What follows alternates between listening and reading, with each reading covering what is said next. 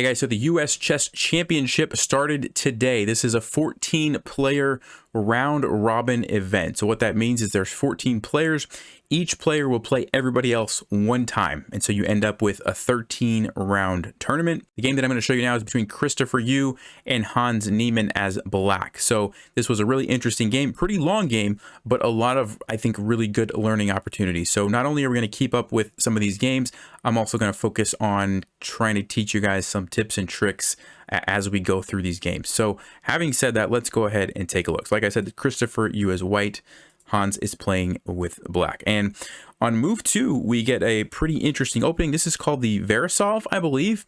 And the point is white is threatening to play e4 right away and just immediately getting that strong pawn center. Now, normally when you play d4, it can be tricky to play e4 so early. And so this is a legitimate threat. If black allows this, let's just say plays a move like g6, this is actually pretty pleasant for white to be able to get this pawn center so easily. So Hans decides to play d5, which is pretty standard against the Verisov to not allow white an easy time of playing e4.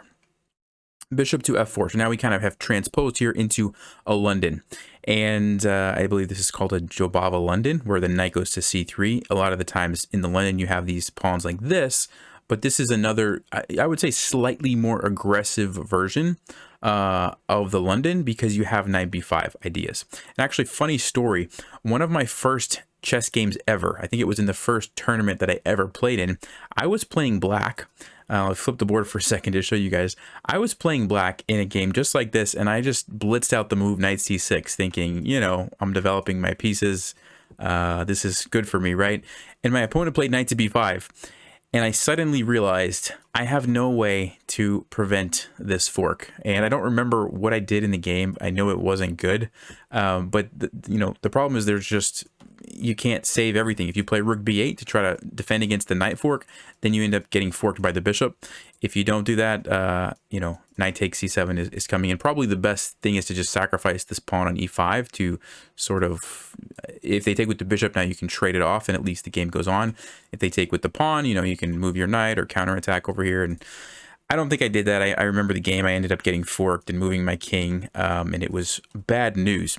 The point that I'm trying to make is you do have to be careful playing against this Jobava London because of these knight b5 ideas. Okay, so of course Hans is not going to fall for such a elementary trick. He plays e6, and the big difference here is actually funny because Christopher Yu does play knight b5, but the big difference here is Hans has multiple ways that he can defend this threat, right? Which I did not have in my game. So knight to a6, generally speaking, you don't want your knights to be on the edge of the board, but in this case, it's kind of an exception because you do need to defend this pawn. All right, e3, bishop e7. Now they're kind of just developing pieces, castles, bishop to e2. Now, a lot of the times, I think bishop on d3 is a more aggressive diagonal, but in this case, you have to watch out for ideas of knight b4, and this can be pretty annoying, and maybe you have to go back and you waste some time. Now, it doesn't work immediately because you leave the c7 pawn undefended, but as the game progresses, this could be an annoying move for white. And so maybe that's why, bishop e2 is a safer square to develop the bishop to. Knight to h5, he's trying to go after this bishop. Now, here's a pretty instructive moment, I think. Christopher Yu plays the move bishop to e5. And at first glance, it's like, okay, can't black just play f6 and kick the bishop away? And that's actually exactly what Hans does. But the point is, and now he retreats to g3, the point is that Christopher basically lured this move into happening because it's kind of a bad move for black in some sense. It weakens this diagonal, so your king might potentially be weak in the future if c4 ever happens and some of these pawns maybe get traded off. This diagonal could become open.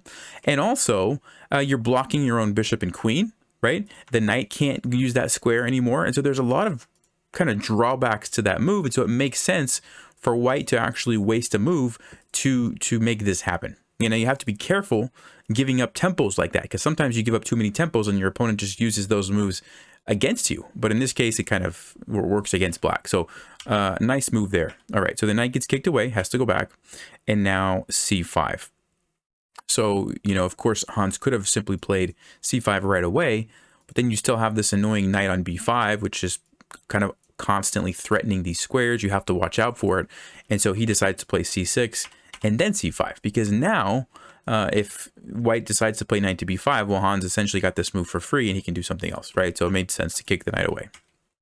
Castles, he trades the bishop. This was an interesting decision because a lot of the time when you put the bishop on g3, if black ever, let's just say, decides to trade it, you can capture with the h-pawn, and now you get this nice rook on the h-file, which you can use to attack the king. But when Christopher decides to castle, he no longer has the open h-file. Now, of course, it's nothing wrong with it because you do get your king to safety, and you can focus on the center and other things on the queen side, but you kind of lose the ability to attack along the h-file. And so now Hans does decide to trade, which makes a lot of sense, right? You're going to get rid of this knight that's on the edge of the board for a actually pretty powerful bishop. So he trades it off, c4, and here's a good learning opportunity. In these queen pawn games where there's pawns on d4 and d5, if one side pushes the c pawn all the way up like this, a lot of the time there's two different ways that you can sort of attack it. Okay, you can play b3 and just sort of immediately go right for it. Maybe you have to worry about b5. Now, in this case, it's not an option, but b3 is one way.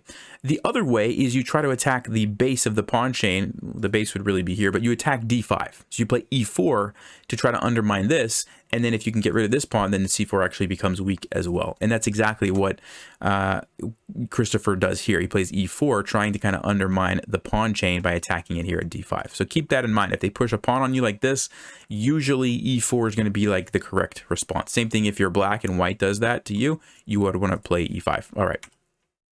Bishop to b4. He trades this off, and the knight goes back to b1. Now, this is kind of a move that's, you have to be careful playing moves like this. You have to really understand what you're doing before you undevelop your pieces, right? But the issue is that where is this knight going to go where it's currently at? You can't go to e4. You can't take the pawn. I mean, you can go back to b5, but now that there's no bishop here, it's not really doing a whole lot. You don't really want to go to a4. Black might even consider just trading it at some point, giving you some doubled pawns and an isolated pawn. And so by going back, you can relocate it to a potentially more appropriate square for the knight. You can even play c3 now, kick the bishop away, get some support on your d4 pawn. And because the position is very closed off, right, there's nobody really threatening to attack. There's not a lot of tension in the position. Black still hasn't developed the bishop. You can get away with playing a move like this. And that's what Christopher does here. So he goes back, plays c3. And now kind of a critical, somewhat of a critical moment in the game. He plays the move knight b to d2. You can see the engine saying it's a little bit of an inaccuracy. So if you'd like to pause, what do you think the correct move is for white here? And what's the idea? This is a little bit more advanced, but it's not like super complicated. It's a positional idea. So what do you think the positional idea is for white in this position? All right, well, if you had a chance to do that, the move that white should have played is the move a4. And at first glance, it's kind of like, oh, it seems like a bit of a weird move. But if you think about the reason behind it, I think it makes a lot of sense. So before we play a4, let's just kind of look at the position for a second. And I want you to answer the question, where does black most likely have chances? Where does black, sorry, got something in my eye. Where does black most likely have the best chance to create counterplay or to gain an attack? What side of the board? Just noticed that my mouse is still on. Let me turn off that. Okay. Well, if you look at this position, black probably doesn't want to start throwing these pawns forward to generate an attack on the king side. That looks like it's going to make his king weak.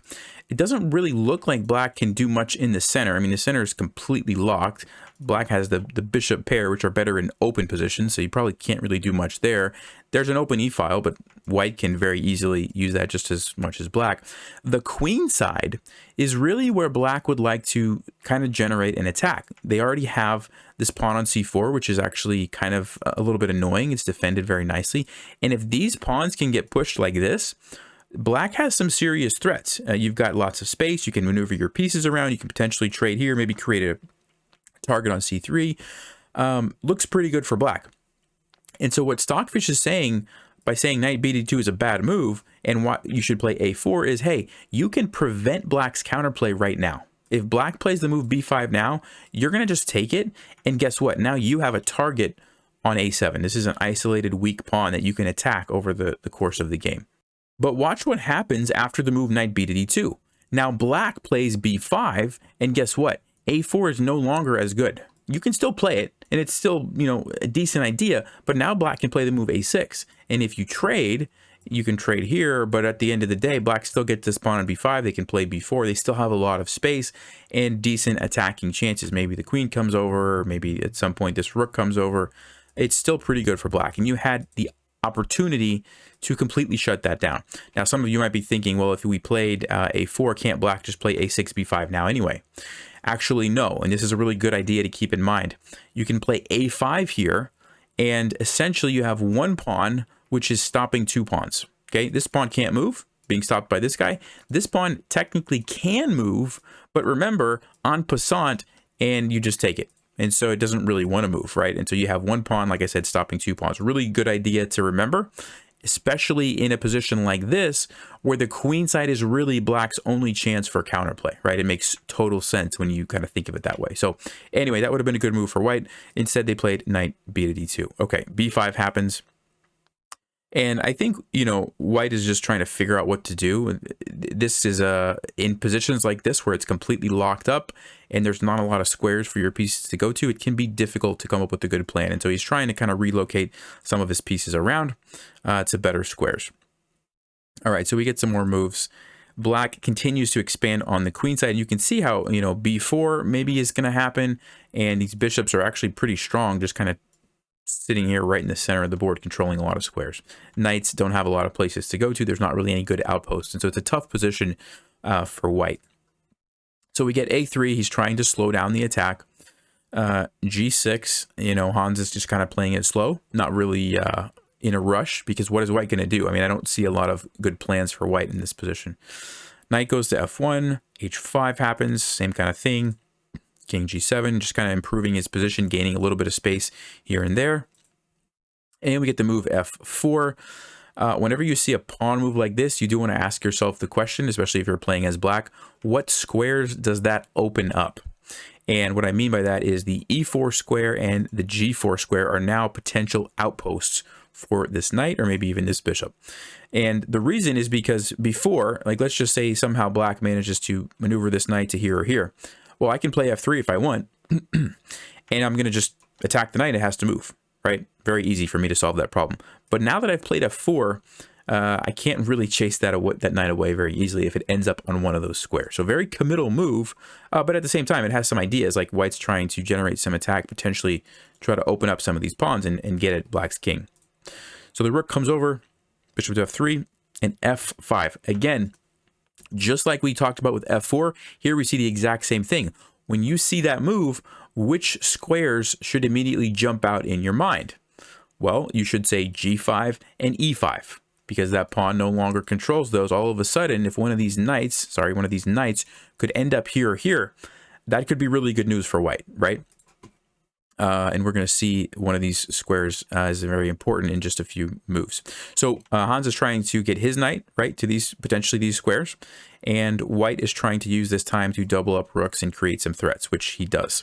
All right, so the bishop goes back, and rook to e5. Now, of course, we know rooks are 5 points, bishops are 3 points. Why would we move a rook to a place that a bishop can capture? Well, in this particular position, this is the only open file. Okay, so this is really the only file that rooks can play a role right now. Okay, maybe later in the game, the rooks can find somewhere to go on some other file, right? But right now, this is it.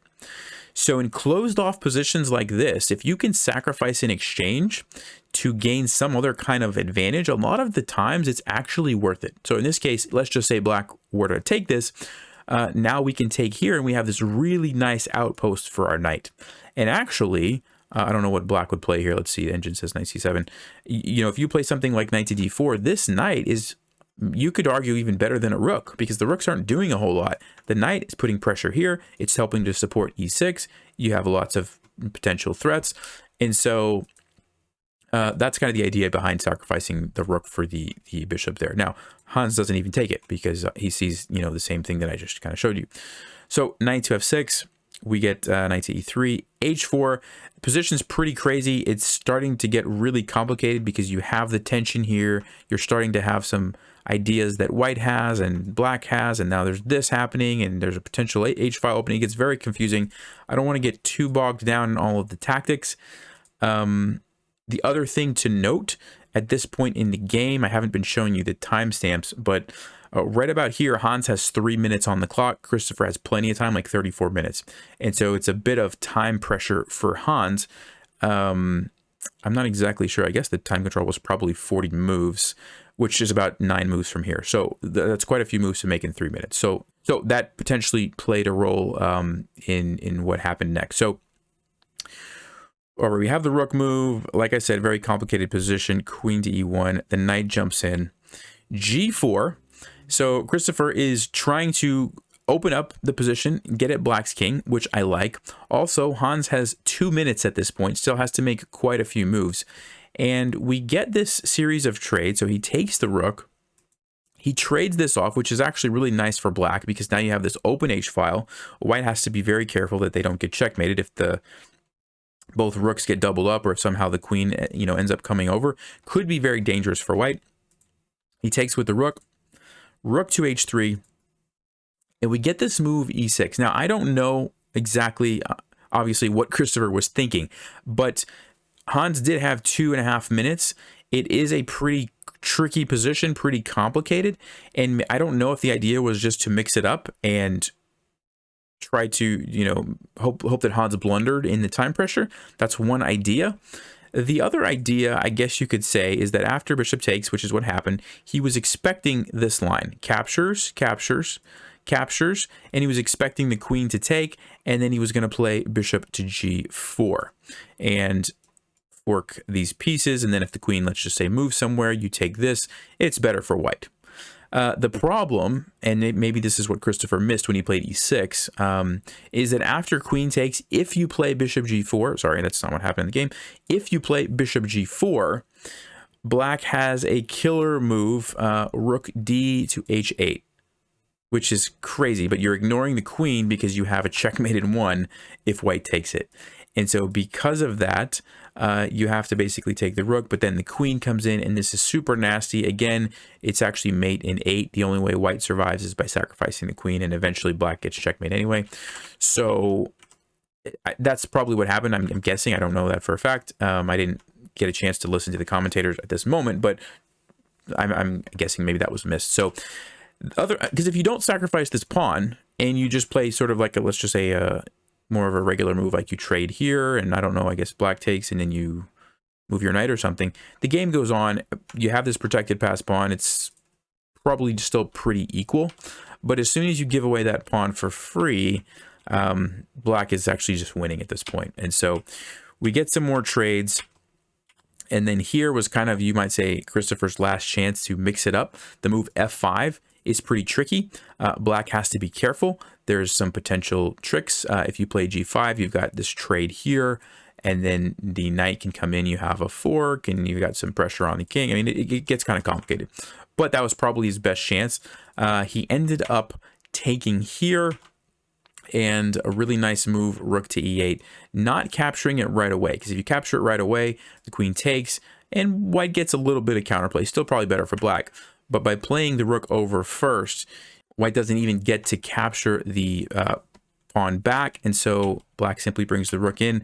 And now Hans played a really nice move, rook to h4, and he's allowing a fork on his king and queen because, this is what happened in the game, because after that he has this follow-up move, check, forces the king up, and then he's going to be winning the queen as well for a rook. And at the end of the day, it turns out to be a big trade, which, if you remember, is going to be good for Hans because Christopher sacrificed the exchange earlier, right? And so now Hans just has a rook against the knight. And on top of that, he has these pawns nicely advanced, which is also a plus as well. So this is completely winning for black. Just takes the pawn, and he has more pawns. He just needs to push them. Creates a passed pawn. and actually just sacrifices the rook here because after the capture, this pawn cannot be stopped. So that's the game. Hans gets the victory. It was a pretty nice game. Some complicated moments, some nice tactics all around. I think, you know, a lot to be learned from that game. If any of you are wondering, by the way, I should mention Hans currently is in good standing as far as FIDE and, you know, the U.S. Chess Federation, I guess. The chess.com stuff is strictly related to online play as far as what he was found guilty of. And so he is currently allowed to play in these over-the-board tournaments. So if anybody was wondering, that's what's going on there. Yeah, let me know if you guys have questions, comments, anything else you want to mention. And I will see you next time. Stay sharp, play smart, and take care.